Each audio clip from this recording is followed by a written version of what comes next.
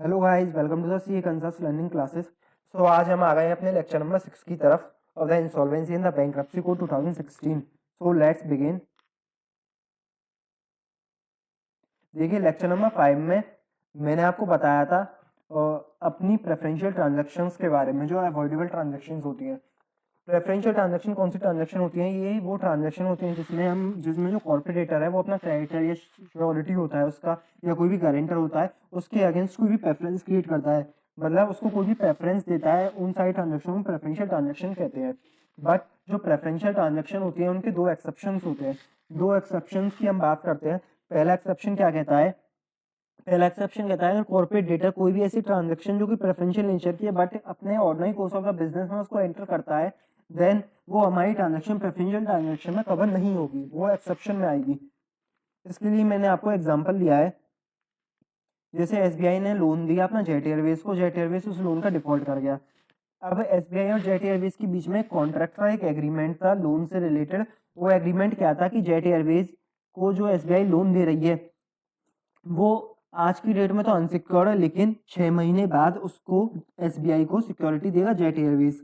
उस लोन को secured loan में कन्वर्ट कर देगा after 6 month. For example, after 6 month जो जेट एयरवेज है उसको अपना एयरक्राफ्ट दे देगा एज अ सिक्योरिटी। ऐसा ही हुआ, जेट एयरवेज ने 6 महीने के बाद अपना एयरक्राफ्ट एज अ सिक्योरिटी दे दिया एसबीआई को। अब हुआ क्या, जब हम प्रेफरेंशियल ट्रांजैक्शन का नेचर चेक करने जा रहे थे, तब हमने कहा था कि जो आपकी रिलेटेड पार्टी की ट्रांजैक्शन है हम उनको इंसॉल्वेंसी कमेंसमेंट डेट से 2 साल पहले तक देखेंगे, और जो रिलेटेड पार्टी वाली ट्रांजैक्शन नहीं है उनको हम 1 साल पहले तक देखेंगे।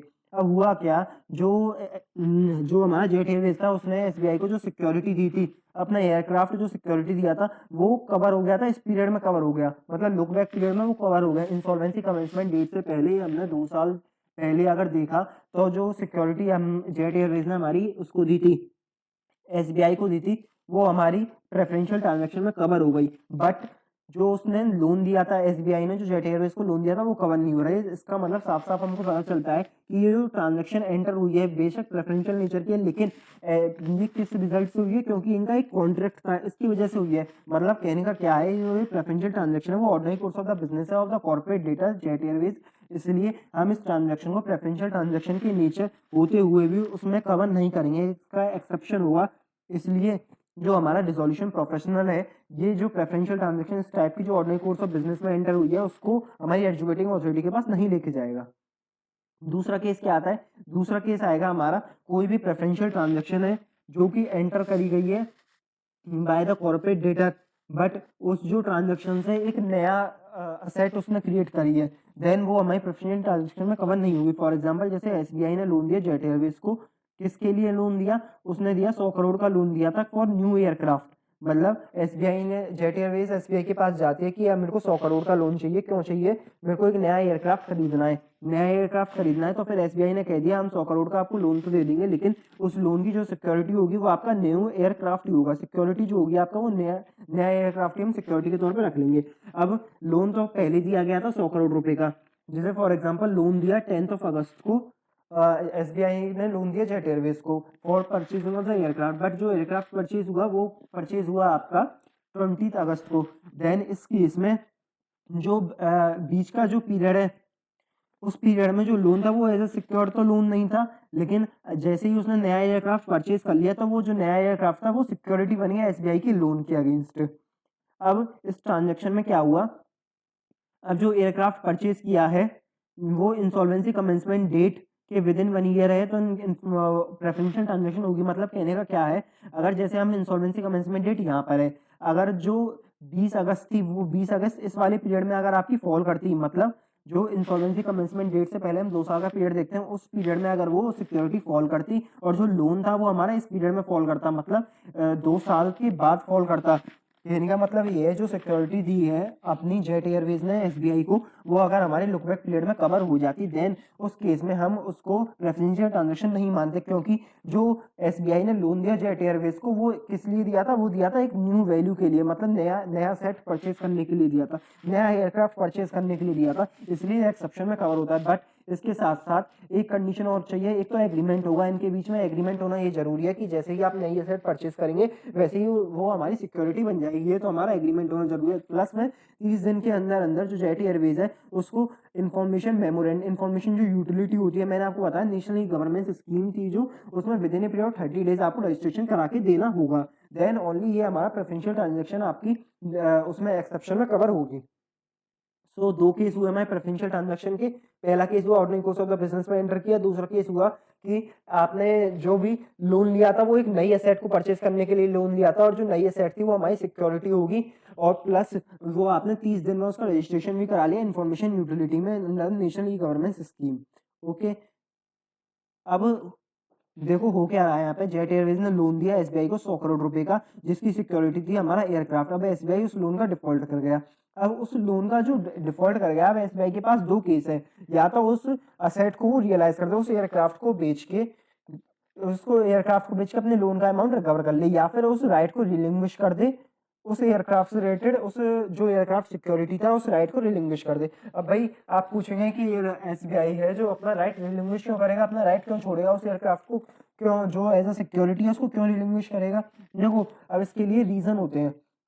अगर मान लीजिए लोन दिया है एसबीआई ने 100 करोड़ रुपए का जेट एयरवेज को, बट जो एयरक्राफ्ट की वैल्यू थी रियलाइजेशन डेट पे, अगर वो उसकी वैल्यू 120 करोड़ हो जाती है, तो सीधी सी बात है भैया एसबीआई उस एयरक्राफ्ट को बेच के 120 करोड़ रुपए रिकवर करेगा, 100 करोड़ अपने पास रखेगा, बाकी के 20 करोड़ जेट एयरवेज को लौटा देगा। बट अगर इसी में ही आप दूसरा केस ले लीजिए, अगर एयरक्राफ्ट की वैल्यू 100 करोड़ से कम रही, मतलब बेसिकली कहने का ये है कि 80 करोड़ ही उसकी वैल्यू रह गई, देन एसबीआई क्या करेगा, एसबीआई को तो उसमें नुकसान हो जाएगा। अगर उसने एयरक्राफ्ट बेचा तो केवल उसको 80 करोड़ ही मिलेंगे, इसलिए वो अपने राइट को रिलिंग्विश कर देगा। मतलब जो उसका राइट है कि एयरक्राफ्ट उसको सोल्ड करने का जो उसको राइट है वो उसको रिलिंग्विश कर देगा, और वो लिक्विडेशन के प्रोसेस में जब जेट एयरवेज जाएगा तो उसमें पार्टिसिपेट करेगा।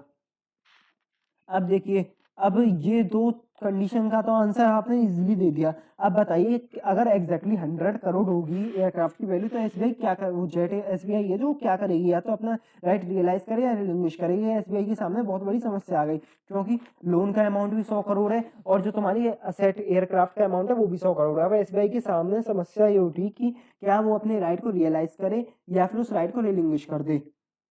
इस समस्या को सॉल्व करने के लिए आपको एक कॉन्सेप्ट पढ़ना पड़ेगा, वो है लिया का, लिक्विडेशन स्टेट असेट। ये मैं आपको पहले ही भी बता चुका हूँ। लिया हमारा क्या होता है, जो कॉर्पोरेट डेटर है उसके असेट्स का जो हमारा रिजोल्यूशन प्रोफेशनल एक पूल बना रहा है, pool of asset of corporate debtor को ही हम बोलते हैं लिया, लिक्विडेशन स्टेट असेट। अब देखो जो लिया है उसमें आपको समझना पड़ेगा इसमें डिस्ट्रीब्यूशन अमंग द क्रेडिटर कैसे होता है। लिया में हम बेसिकली बात करते हैं कि जो मतलब जो भी हमारा असेट को रियलाइज करके जो भी पैसा आएगा वो कैसे कैसे डिस्ट्रीब्यूट होगा। डिस्ट्रीब्यूशन प्रोसेस को हम बोलते हैं वाटरफॉल मैकेनिज्म। वाटरफॉल मैकेनिज्म इसलिए बोलते हैं क्योंकि ये एक तरीके से झरने की तरह लगता है, इसलिए वाटरफॉल मैकेनिज्म इसका नाम है। देखो असेट्स को बेच के और जो क्लेम कोलेट करे हैं उनको ध्यान में रखते हुए अब हमको पैसा बांटना है। जो लिक्विडेटर है हमारा ऑफिशियल लिक्विडेटर है उसको पैसा बांटना है अमंग द क्रेडिटर। अब वो कैसे बांटेगा उसी प्रोसेस को समझाने के लिए हमारा ये वाटरफॉल मैकेनिज्म है।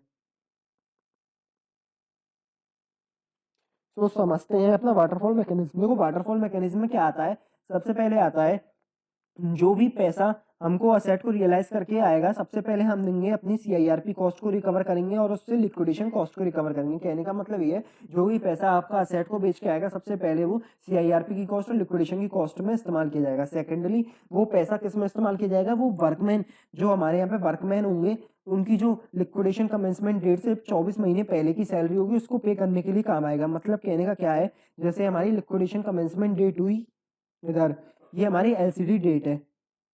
एलसीडी डेट से पहले जितनी भी हम एलसीडी डेट से 24 महीने पहले की जितनी भी ड्यू सैलरी है फॉर द वर्कमैन की, वो वाला पैसा हम देंगे सेकंड नंबर पे। प्लस में सिक्योर्ड क्रेडिटर जिन्होंने अपना राइट रिलिंग्विश कर दिया। भैया देखो जो एसबीआई अपना राइट रिलिंग्विश कर रही थी वो किस लिए कर रही थी, इसलिए ही कर रही थी जो एसबीआई थी वो हमारी सिक्योर्ड क्रेडिटर थी, लेकिन उसने जैसे ही अपना राइट रिलिंग्विश किया तो वो हमारी लिक्विडेशन स्टेट की डिस्ट्रीब्यूशन में सेकंड नंबर पे आ गई। अगर इसी केस में आप देखिए अगर वो अपना राइट रियलाइज कर देती देन वो कौन से नंबर पे आती, वो आती हमारे फिफ्थ नंबर पे, फिफ्थ नंबर पे आती। देखो फिफ्थ नंबर पे कैसे आती है, फिफ्थ नंबर पे कौन लोग कवर है, सिक्योर्ड क्रेडिटर जिन्होंने अपना राइट रियलाइज कर दिया है। मतलब जैसे एसबीआई ने अपना 100 करोड़ का जो वो था लोन था, उसके अगेंस्ट जो भी एयरक्राफ्ट था उसको बेच के जो भी पैसा रियलाइज कर दिया, जैसे फॉर एग्जांपल 80 करोड़ उसने रियलाइज किया, तो बाकी 20 करोड़ का पैसा उसको 5वें नंबर पे मिलता। 5वें नंबर पे और कौन लोग कवर होते हैं, हमारे सीजी और एचजी के जो भी ड्यूज होंगे पिछले 2 साल के, वो हमारे कवर होते हैं फिफ्थ नंबर पे। देखो अब जो सेकंड नंबर पे हमारे 2 लोग कवर हुए, वर्कमैन वाले लोग और हमारे सिक्योर क्रेडिटर वाले लोग। अब बात ये आती है जैसे इनको कितना कितना पैसा मिलेगा, ये दोनों जो भी वर्कमैन वाले लोग हैं सिक्योर क्रेडिटर हैं, ये रैंक करेंगे पारी पासू का मतलब क्या है, इक्वल रैंकिंग होगी इनकी। इक्वल रैंकिंग का मतलब क्या है समझिए, जैसे एसबीआई जो हमारा सिक्योर क्रेडिटर है उसका ड्यू था 100 करोड़ रुपीज, और वर्कमैन थे हमारा, उनका पिछले 24 महीने में ड्यू था 10 करोड़ रुपीज। देन हमारा टोटल ड्यूज कितना था 1100 करोड़ रुपए का, लेकिन जो हमारे पास पैसा बांटने के लिए वो है केवल 11 करोड़ रुपए। अब भैया 11 करोड़ रुपए को कैसे बांटे इन दोनों के बीच में, या तो 5.5 5 करोड़ बांटे, या फिर कैसे बांटे इनको, कोई कैसे इनका रेशियो डिसाइड किया जाए। अब लॉ में साफ साफ लिखा गया है कि जो एसबीआई और वर्कमैन है, जो मतलब सिक्योर क्रेडिटर है, जो हमारे वर्कमैन है, ये रैंक करते हैं पारी पासो, मतलब इक्वल रैंकिंग आएंगी, इसलिए जो भी पैसा बटेगा वो इनके प्रपोर्शन में बटेगा। जैसे कि 100 करोड़ प्लस 10 करोड़ कितना हुआ, 110 करोड़, 110 करोड़ है, 110 करोड़ इनका पैसा है, लेकिन हमारे पास देने के लिए 11 करोड़ है, तो 11 करोड़ है वो इन दोनों के रेशियो में बटेगा, मतलब 10:1 के रेशियो में बटेगा। इस हिसाब से जो हमारा एसबीआई है उसको 10 करोड़ रुपीज मिलेंगे, और जो हमारे वर्कमैन वाले लोग हैं उनको 1 करोड़ रुपए, 1 CR मिलेगा। इस हिसाब से इनका डिस्ट्रीब्यूशन होगा। अब तीसरे नंबर पे कौन से लोग आएंगे, एम्प्लॉइज जो जिनका 12 महीने का ड्यूज पेंडिंग है। 12 महीने का कौन सा ड्यू, 12 महीने जो लिक्विडेशन कमेंसमेंट डेट से 12 महीने पहले, मतलब एलसीडी डेट यहाँ है तो 12 महीने, पिछले 12 महीने का जो भी एम्प्लॉइज का ड्यू पेंडिंग है वो हमारा तीसरे नंबर पर पे होगा। चौथे नंबर पे हम देंगे अनसिक्योर्ड क्रेडिटर्स को, चौथे नंबर पे जो पेमेंट होगा वो होगा अनसिक्योर्ड क्रेडिटर्स का। 5वें नंबर पे मैंने आपको बताया जैसे सीजी और एचजी का जो भी ड्यूज है पिछले 2 साल का, और जो हमारा सिक्योर क्रेडिटर जैसे एसबीआई ने अपना राइट रियलाइज कर दिया तो वो 5वें नंबर पर रैंकिंग करेगा। 6वें नंबर पर कोई भी एनी अदर डेप्ट। अब देखो समस्या क्या होती है, आप वर्कमैन और एम्प्लॉइज को एक ही समझ बैठते हो, वर्कमैन और एम्प्लॉइज में बहुत बड़ा डिफरेंस है। वर्कमैन और एम्प्लॉय में डिफरेंस क्या है, देखिए जो एम्प्लॉय होता है वो आपका रेगुलर काम करने वाला बंदा होता है, जो कंपनी में रेगुलरली आता है, आपका बेसिकली एक हाई लेवल का इंसान होता है, वो उसको बोलते हैं एम्प्लॉय। वर्कमैन क्या होती है, जैसे आपने सुना भी होगा दिहाड़ी लेबर होती है, जो मतलब कि आप डे टू डे बेसिस एक कॉन्ट्रैक्ट बेसिस पे हायर करते हो। फॉर एग्जांपल जैसे आपने 6 महीने के लिए कोई भी लेबर हायर करी, किसी कॉन्ट्रैक्टर से आपने डील करी, भैया हमको 6 महीने के लिए 100 लोग चाहिएंगे, उनकी सैलरी आपने डिसाइड करी, जैसे 500 रुपये पर डे की सैलरी होती है बेसिकली उनका, जैसे 500 रुपीज पर डे की सैलरी। आप एक कॉन्ट्रैक्टर से डील करोगे कि आपको 100 लोग चाहिए for 6 month for example. Then ये वाला जो केस होगा, ये लोग होंगे आपके, ये वर्कमैन होंगे, मतलब इनका जो एम्प्लॉयमेंट है वो टेम्परेरी एम्प्लॉयमेंट होता है, इनका जो इनकी सैलरी होती है वो एम्प्लॉय से कम भी होती है। इसलिए हमने कहा कि वर्कमैन वाले लोग होते हैं, पिछड़े हुए लोग होते हैं, इसलिए इनको इंसॉल्वेंसी कमेंसमेंट डेट से पिछले 24 साल का ड्यू हम देंगे। और एम्प्लॉयज क्योंकि हायर लेवल के होते हैं, पीएफ वगैरह भी कटता है, वर्कमैन का पीएफ नहीं कटता, एम्प्लॉयज क्योंकि पीएफ वगैरह सब कुछ कट रहा है इनके, इसलिए हम पिछले 12 महीने की ही सैलरी देंगे इनको। इसलिए हमने तीसरे नंबर पे एम्प्लॉयज को कवर किया, चौथे नंबर पे हमने अनसिक्योर्ड क्रेडिटर्स को कवर किया, 5वें नंबर पे किया हमने सीजीएचजी के जो पिछले 2 साल के ड्यूज हैं of the liquidation commencement date से।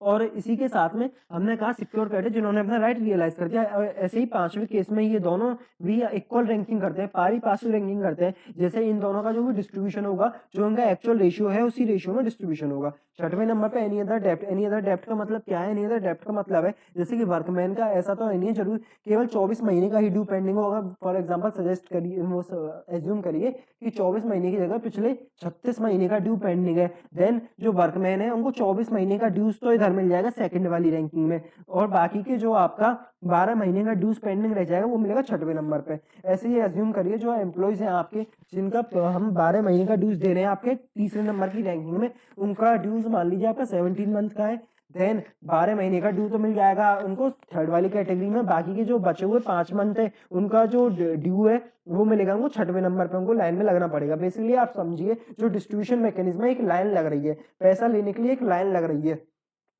लाइन में सबसे आगे खड़े होंगे CIRP कॉस्ट, मतलब जो हमारा IRP है, RP है या लिक्विडेटर है, ये लोग खड़े होंगे फर्स्ट नंबर पे। दूसरे नंबर पे खड़े होंगे वर्कमैन वाले लोग, वर्कमैन जिनका 24 महीने का ड्यू पेंडिंग है from the liquidation commencement date, और इन्हीं के जो वर्कमैन है इन्हीं की इक्वल जो रैंकिंग है वो सिक्योर क्रेडिटर जिन्होंने अपना राइट रेलिंग्विश कर दिया है वो खड़े होंगे।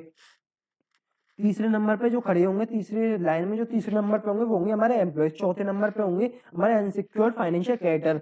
पांचवें नंबर पे होंगे हमारे दो लोग होंगे, एक तो CGSG जिनका ड्यूज 2 साल का पेंडिंग है, प्लस में जो सिक्योर क्रेडिटर जिन्होंने अपना राइट रियलाइज कर दिया। छठवें नंबर पे वो लोग खड़े होंगे अब जो वर्कमैन थे जिन्होंने अपना पैसा 24 महीने का ले लिया, जिनका और भी कुछ पैसा बचा हुआ है वो जाएंगे छठवें नंबर पे। ऐसे ही एम्प्लॉयज जिनका 12 महीने से ज्यादा कोई भी पेंडिंग है वो जाएंगे छठवें नंबर पे, दोबारा लग जाएंगे वो लाइन में। सातवें नंबर पे कौन लोग आएंगे? सातवें नंबर पे आएंगे सबसे पहले प्रेफरेंशियल क्रेडिटर। प्रेफरेंशियल क्रेडिटर मतलब वो आपको preferential share holder, sorry preferential share holder आएंगे सातवें नंबर पे। और आठवें नंबर पे आएंगे हमारे इक्विटी शेयर होल्डर। आपने जैसा कि पढ़ाई है, प्रेफरेंस शेयर होल्डर वो शेयर होल्डर होते हैं जिनको प्रेफरेंस होता है to the repayment of the capital. अब जो भी अमाउंट होगा, जो भी इनका पेमेंट होगा, लिया में जो भी पेमेंट होगा, सबसे पहले प्रेफरेंस वाले बंदों को होगा, देन इक्विटी वाले बंदों को होगा। एम्प्लॉयज वर्सेस वर्कमैन का मैंने आपको डिफरेंस समझा ही दिया। अब देखिए हमारा क्वेश्चन क्या उठा था, हमारा क्वेश्चन में उठा था कि SBI को एयरक्राफ्ट सोल्ड करके फॉर एग्जांपल अगर है 150 करोड़ आया उसको, और 100 करोड़ का उसका लोन था, तो भैया सीधी सी बात है अपनी जो एयरक्राफ्ट है उसको रियलाइज कर देगा। रियलाइज करेगा उसको 150 करोड़ रुपए उसके हाथ में आ गए SBI के। अगर 150 करोड़ रुपए SBI के हाथ में आए तो SBI ऐसा नहीं है कि अपने 150 करोड़ में 100 करोड़ रख के 50 करोड़ उसको कॉर्पोरेट डेटर को देगा। उसका भी एक मैकेनिज्म है। मैकेनिज्म क्या है? 150 करोड़ में सबसे पहले उसको CIRP कॉस्ट के नाम पे, जैसे एज्यूम कर लीजिए आप कि CIRP की कॉस्ट और लिक्विडेशन की कॉस्ट बन के 5 करोड़ रुपए हुई, तो SBI के ऊपर ये ड्यूटी है कि वो 150 करोड़ में जो असेट रियलाइज हुई है सबसे पहले 5 करोड़ रुपए देगा वो अपने कॉर्पोरेट डेटर को। किसके नाम पे देगा? वो देगा CIRP कॉस्ट और लिक्विडेशन कॉस्ट के नाम पे कॉर्पोरेट डेटर को जमा कर देगा। बाकी बैलेंस 145 करोड़ में से वो अपने 100 करोड़ रुपए रखेगा, और जो 45 करोड़ है, जो बचे हुए बैलेंस 45 करोड़ है, उसको रिटर्न करेगा कॉर्पोरेट डेटर को। कहने का मतलब क्या है? सबसे पहले दोगे आप CIRP की कॉस्ट कॉर्पोरेट डेटर को दोगे, देन अपना पैसा रखोगे, फिर जो बाकी बचा हुआ बैलेंस है वो दोगे आप कॉर्पोरेट डेटर को रिटर्न। इसी में आप समझिए अगर उसने एयरक्राफ्ट सोल्ड किया और 80 करोड़ रुपए उसने रियलाइज किए, देन क्या करेगा? इस केस में भी सबसे पहले वो CIRP कॉस्ट देगा हमारे किसको? कॉर्पोरेट डेटा जेट एयरवेज को 5 करोड़ रुपए, तो भैया इसमें से भी देगा। बेशक उसको 100 करोड़ का लोन है, सेट उसकी 80 करोड़ की बिकी है, फिर भी उसको 5 करोड़ रुपए आपके लिक्विडेशन कॉस्ट के नाम पे उसको कॉर्पोरेट डेटर को देने ही पड़ेंगे, जेट एयरवेज को देने ही पड़ेंगे। बाकी जो बैलेंस है 75 करोड़ रुपए वो आप अपने रियलाइज कर सकते हो। और अब जैसे 75 करोड़ ही मिले उसको SBI को, बचा हुआ उसको 25 करोड़ रुपए है, तो उसको लाइन में लगना पड़ेगा। लाइन में कौन से नंबर पे लगेगा? अब जो SBI है वो लाइन में लगेगा 5वें नंबर पे, क्योंकि अब उसने अपना राइट रियलाइज कर दिया, इसलिए 5वें नंबर पे। अब SBI इसी चीज में अपना गेम देखेगा कि वो देखेगा कि अब जैसे 80 करोड़ की असेट है, अगर वो अपना राइट उसको राइट रेलिंग्विश कर देता, देन वो सेकंड नंबर पे आ जाता, लाइन में दूसरे नंबर पे आ जाता। और आप जानते हैं जब पैसा बढ़ता है तो कंपनी वैसे लिक्विडेशन की स्टेज में तो 5वें नंबर तक क्या ही पैसा उसके पास आएगा। इसलिए जो SBI है वो चीज में कंपेयर करेगा कि उसको दूसरे नंबर पे लाइन में लगना बेनिफिशियल हो गया 5वें नंबर पे। दूसरे नंबर पे कब बेनिफिशियल होगा? जब पैसा कंपनी के पास, लिक्विडेशन के पास इतना, लिक्विडेटर के पास इतना पैसा नहीं है कि वो 5वें नंबर तक भी आ सके। इसलिए वो अपना राइट रिलिंग्विश करेगा, भैया दूसरे नंबर पे लाइन में जाके खड़ा हो जाएगा कि मेरे तो 100 करोड़ रुपए हैं। अगर उसको लगता है कि कंपनी जो लिक्विडेटर है, लिक्विडेटर के पास इतना पैसा है कि वो अगर 5वें नंबर पे लाइन में भी लगी है SBI, देन उसको पैसा मिल जाएगा। उस केस में क्या करेगा? वो सबसे पहले अपना असेट एयरक्राफ्ट को सोल्ड करेगा, बाकी 5वें नंबर में लाइन में जाके खड़ा हो जाएगा, भैया मेरे 25 करोड़ रुपए और लौटा दो। फिर क्या है? तीसरा केस क्या आता है? SBI ने जो एयरक्राफ्ट था, अब देखो जो मैंने आपसे क्वेश्चन पूछा था, अगर एयरक्राफ्ट की वैल्यू एग्जैक्ट 100 करोड़ रुपीस है, अगर एयरक्राफ्ट की वैल्यू एग्जैक्ट 100 करोड़ रुपीस है, तो दो केस बनते हैं कि या तो वो रियलाइज करे या रेलुंगिश करे। भैया अगर वो रियलाइज रेलुंगिश, अब देखो 100 करोड़ रुपए, 5 करोड़ तो उसको CIRP कॉस्ट के नाम पे कॉर्पोरेट डेटर को देना ही देना पड़ेगा, और उसने रियलाइज कर दिया, उसको असेट को बेच दिया, तो 5 करोड़ देगा CIRP कॉस्ट, बैलेंस 95 करोड़ बचेगा। अब उसको ये डिसीजन वाइसली लेना है, कंपेयर करके लेना है SBI को कि भैया लाइन में दूसरे नंबर पे खड़ा हो या 5वें नंबर पे खड़ा होगा।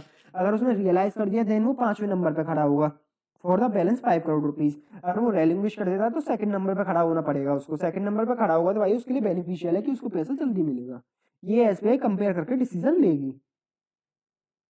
अब SBI, अब देखो एक केस ये बना था, केस मतलब क्वेश्चन है कि ये आ सकता है आपका, एसबीआई ने कॉन्ट्रैक्ट कर लिया वर्कमैन से। देखो हमने पढ़ा था सेकंड नंबर पे दो लोग आते हैं अपने, वर्कमैन जिनका 24 महीने का ड्यू पेंडिंग है, प्लस में हमारे जो सिक्योर्ड क्रेडिटर्स हैं जैसे कि हमारा एसबीआई है जिन्होंने राइट रिलिंग्विश कर दिया। अब क्या हुआ है, एसबीआई जो कि हमारा सिक्योर्ड क्रेडिटर था उसने अपना राइट रिलिंग्विश कर दिया और उसने वर्कमैन वाले लोग से एक कॉन्ट्रैक्ट किया कि वर्कमैन तुम अपना पैसा मत लेना, एक कोई भी इस टाइप का कॉन्ट्रैक्ट वर्कमैन के साथ एंटर कर लिया कि वर्कमैन से पहले वो अपना पैसा, एसबीआई अपना पैसा रिकवर करेगी। जैसे हमारा लिक्विडेशन स्टेट असेट में 500 करोड़ रुपए आए, देन एसबीआई ने कह दिया सीआरपी कॉस्ट की पेमेंट के बाद जो वर्कमैन है और सिक्योर क्रेडिटर का इक्वल पारी पासू रैंकिंग होती है, आप जो वर्कमैन है आप दूसरे नंबर की जगह तीसरे नंबर में खड़े हो जाना लाइन में। इस टाइप का कोई भी कॉन्ट्रैक्ट एंटर कर लिया है एसबीआई ने। अब वो अगर उसने वैलिड तरीके से भी एंटर किया है, देन आईबीसी कोड में साफ साफ लिखा गया है वो कॉन्ट्रैक्ट हम नॉट वैलिड, वैलिड नहीं मानेंगे उसको, नल मानेंगे उस कॉन्ट्रैक्ट को। नल इसलिए मानेंगे जब हमने आपको इक्वल रैंकिंग दी है, तो आप रैंकिंग के साथ क्यों छेड़छाड़ कर रहे हो। जब हमने कहा है कि लाइन में दूसरे नंबर पे आप सिक्योर क्रेडिटर जिन्होंने अपना राइट रिलिंग्विश कर दिया, प्लस में वर्कमैन जिनका 24 महीने का ड्यू पेंडिंग है, आप दोनों संग खड़े होंगे, तो आप ऐसा कोई भी कॉन्ट्रैक्ट एंटर नहीं कर सकते जिससे कि वर्कमैन है वो आपका तीसरे नंबर पर चला जाए। आप दोनों संग ही इक्वल लाइन में खड़े रहेंगे, मतलब सेकंड नंबर पे ही खड़े रहेंगे, वर्कमैन जिनका 24 महीने का ड्यू पेंडिंग है, प्लस में सिक्योर क्रेडिटर जिन्होंने राइट अपना रिलिंग्विश कर दिया। सो आप समझ गए होंगे हमारा जो वाटरफॉल मैकेनिज्म है वो क्या कहता है। सबसे पहले कहता है कि हमारी जो लिक्विडेशन की कॉस्ट है प्लस में सीआईआरपी कॉस्ट है उसका पेमेंट होगा। दूसरे नंबर पर वर्कमैन जो 24 महीने का ड्यू पेंडिंग है, सिक्योर क्रेडिटर जिन्होंने अपना राइट रिलिंग्विश कर दिया, ये अपनी रैंकिंग पारी पास हुए, इनकी रैंकिंग इक्वल है, दोनों को उनकी प्रोपोर्शनेट पैसा मिलेगा। तीसरे नंबर पे एम्प्लॉइज जिनका 12 महीने का ड्यू पेंडिंग है from the insolvency commencement date. चौथे नंबर पे कोई भी हमारा इनसिक्योर फाइनेंशियल क्रेडिटर है उसका पेमेंट होगा। पांचवें नंबर पे क्या होगा हमारा, अब यहाँ पे ध्यान रखना, गौर करने वाली चीज है, अनसिक्योर फाइनेंशियल क्रेडिटर का ही पेमेंट कर रहे हैं हम चौथे नंबर पे। अब कहने वाली बात यह है कि अब जब तुम फाइनेंशियल क्रेडिटर का चौथे नंबर पर पेमेंट कर रहे हो तो ऑपरेशनल क्रेडिटर कहाँ गया, ऑपरेशनल क्रेडिटर हमारा छठवें नंबर में कवर होगा एनी अदर डेब्ट में। पांचवें नंबर पे हम पेमेंट कर रहे हैं एसजी और सीजी का जो 2 साल का ड्यूज है, प्लस में जो हमारे शेयर है वो सिक्योर क्रेडिटर है जिन्होंने अपना राइट रियलाइज कर दिया। छठवें नंबर पे एनी अदर डेब्ट जैसे कि हमारे ऑपरेशनल क्रेडिटर्स हो गए, एम्प्लॉय जिनका 12 से ज्यादा महीने का ड्यू पेंडिंग है, वर्कमैन जिनका 24 महीने से ज्यादा ड्यू पेंडिंग है। सातवें नंबर पे है प्रेफरेंस शेयर होल्डर, आठवें नंबर पे आएंगे हमारे इक्विटी शेयर होल्डर्स। ठीक है, ये हमारा वाटरफॉल मैकेनिज्म है। देखो वाटरफॉल मैकेनिज्म में ही कुछ पॉइंट्स हैं, ये हैं सबसे पहले देखिए, जो जब भी हमारा कंपनी का लिक्विडेशन होगा, कंपनी हमारी लिक्विडेशन की स्टेज में जाएगी, देन जो हमारा लिक्विडेटर है वो डिसोल्यूशन की एप्लीकेशन फाइल करेगा एजुकेटिंग अथॉरिटी के पास। जब भी लिक्विडेशन का प्रोसेस कंप्लीट हो जाएगा, वैसे ही हमारा जो ऑफिशियल लिक्विडेटर है वो एजुकेटिंग अथॉरिटी के पास जाएगा कि भैया कंपनी का डिसोल्यूशन हो चुका है, इसकी एप्लीकेशन फाइल कर देगा।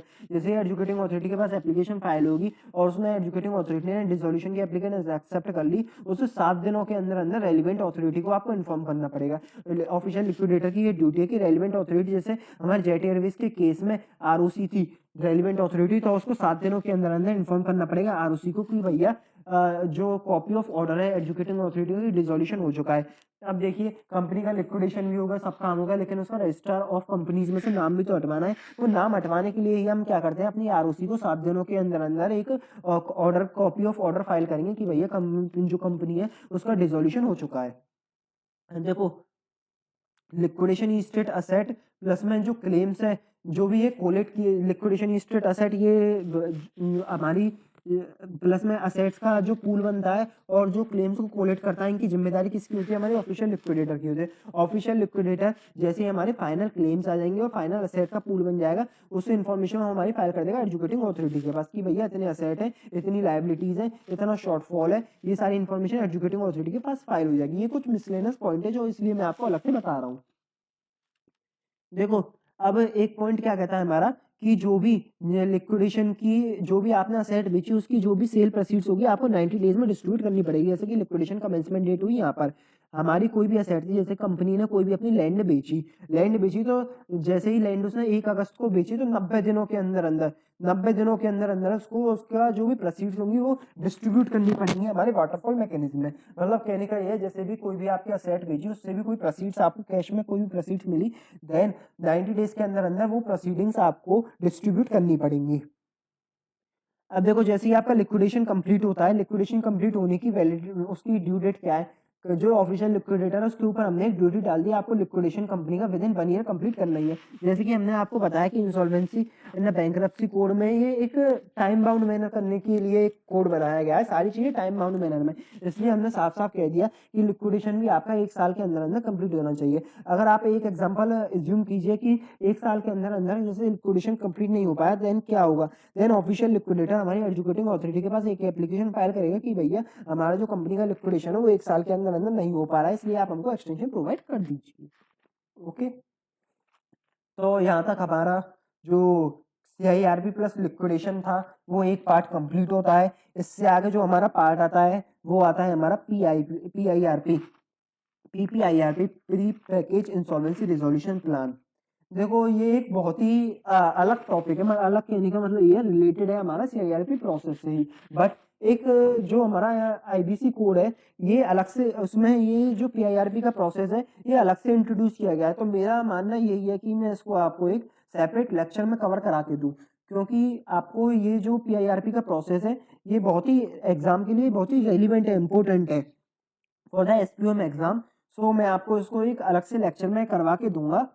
सो डोंट वरी, कल फिर मिलते हैं, अपने pre plan insolvency resolution plan को कंप्लीट करेंगे। So thank you for today session.